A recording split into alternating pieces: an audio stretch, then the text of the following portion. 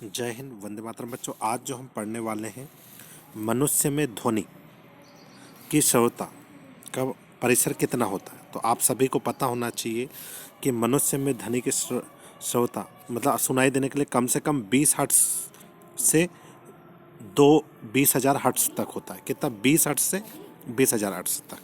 तो आप सभी इस चीज़ को याद रखिए। इसी के साथ अपश्रव्य ध्वनि किसे कहते हैं? अवश्रव्य ध्वनि के पास क्या है? 20 हर्ट्ज से कम आवृत्ति की ध्वनियों को अवश्रव्य ध्वनि कहते हैं। इसका परास 20 हर्ट्ज से कम होता है। पराध्वनि पराध्वनि किसे कहते हैं? तो ये आप सभी को पराध्वनि दिया है। ठीक है, 20,000 हर्ट्ज से अधिक आवृत्ति की ध्वनियों को पराध्वनि कहते हैं। इसका प्रसार से अधिक होता है। अच्छा, पराध्वनि के उपयोग ये उपयोग सभी याद कर लीजिएगा। पराध्वनि के उपयोग। ठीक है, तो पराध्वनि के उपयोग में आप क्या लिखोगे? पराध्वनि प्रायः उन भागों को साफ करने में की जाती है जहां तक पहुंचना कठिन, जैसे सर्पिलाकार नली, इलेक्ट्रॉनिक पुर्जे। पराध्वनि का उपयोग धातुओं के ब्लॉकों में दरार का पता लगाने में किया जाता है। चिकित्सा का क्षेत्र में पराध्वनि अल्ट्रासाउंड का प्रयोग बीमारियों का पता लगाने में किया जाता है। आप सभी को सोनार शब्द का पूरा नाम लिखिए। सोनार शब्द का पूरा नाम साउंड नेविगेशन एंड रीनिंग। ये सोनार शब्द का पूरा आपको याद होना चाहिए। ठीक है, नाम। इसी प्रकार सोनार के उपयोग कक्षा 9th के अंतर्गत सबसे मोस्ट इम्पोर्टेंट क्वेश्चन है सोनार के उपयोग। तो आप सभी को सोनार के उपयोग याद होना चाहिए। ठीक है, कर लीजिएगा सभी। एक दो बार सुनोगे कि सोनार एक ऐसी युक्ति जो जल में स्थित पिंडों की दूरी, दिशा तथा चाल मापने के लिए पराध्वनि तरंगों का उपयोग किया जाता है। यह एक यंत्र है जिससे प्रेषित तथा एक सूचनांक होता है जिसके द्वारा जहाज़ों में लगाया जाता है। सोनार की तकनीक का उपयोग समुद्र की गहराई ज्ञात करने में काय में करते हैं? समुद्र की गहराई ज्ञात करने में, जल के अंदर स्थित चट्टानें, घाटियाँ, पुनडब्बियाँ, हिमशैल, डूबे हुए जहाज आदि की जानकारी पता करने के लिए सोनार का उपयोग किया जाता है। और आप सभी को एक और क्वेश्चन याद होना चाहिए, आवृत्ति का मात्रक। तो आवृत्ति का SI मात्रक क्या? हर्ट्ज। ठीक है, सभी सोनार का तो जरूर से जरूर कर लीजिएगा। इसी के साथ हमारा जो अगला क्वेश्चन है, अनुदैर्घ्य तरंगे किसे कहते हैं और अनुप्रस्थ तरंगे किसे कहते हैं?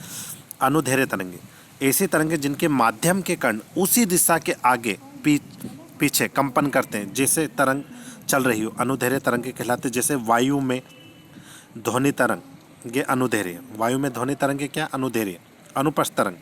अनुप्रस्थ तरंग जिस माध्यम में कण उसी दिशा में जिसमें गति कर रही है समकोण के नीचे और ऊपर और नीचे आकर कंपन करते, इन्हें अनुप्रस्थ तरंग कहते। जैसे तालाब के जल पर बनी हुई जल की तरंग। आपने देखा होगा कि नदी या तालाब में आप भी जब गए होंगे तो एक पत्थर फेंकते होंगे, तो ऐसे वो तरंग गोल गोल घूमती जाती रहती। वो किस प्रकार की तरंग रहती? अनुप्रस्थ तरंग। यहाँ पर मनुष्य के कान किस प्रकार करते विवेचना कीजिए। मतलब अपना जो कान रहता है, कान का चित्र आप सभी को बनाना ही है 9th क्लास के अंतर्गत। अब कान कैसे करते हैं? बाहरी कान परिवेश से ध्वनि एकत्रित करता है। बाहरी कान परिवेश से ध्वनि एकत्रित करता था। एकत्रित ध्वनि श्रवण नलिका से गुजरती है। श्रवण नलिका के सिरे पर एक पतली झिल्ली जिसे कर्ण पटल कहते हैं के माध्यम से संपीड़ित कर्ण पटल तक पहुंचती है। तो झिल्ली से बाहर लगने वाले दाब बढ़ जाता है। यह कर्ण पटल के अंदर की ओर दबाता है और इसी प्रकार विरलन के पहुंचने पर कर्ण पटल बाहर की ओर गति करता है। इस कर्ण पटल कंपन करता। कर्ण पटल के भीतर कर्ण में मेलियम और स्टेपिस नामक 3 हड्डियां इन कंपनों को कई गुना बढ़ा देती है। मध्य कर्ण इन ध्वनि तरंगों को आंतरिक कर्ण तक पहुंचा देता। आंतरिक कर्ण में उपस्थित कोक्लिया इन दबाव परिवर्तित को विद्युत संकेतों में बदलकर श्रवण तंत्रिका को मस्तिष्क में भेज देते। तो ये हमारे मनुष्य का जो कान रहता है उसके कार्य हो गए। और सभी विद्यार्थियों को कान का चित्र दे रखा है। ठीक है, आप सभी को अपनी कॉपी में यहाँ से यहाँ तक ये कान का नामांकित चित्र बनाना है। ठीक है, कैसे बना है, इसके कौन कौन से भाग ये सब दे रखे हैं।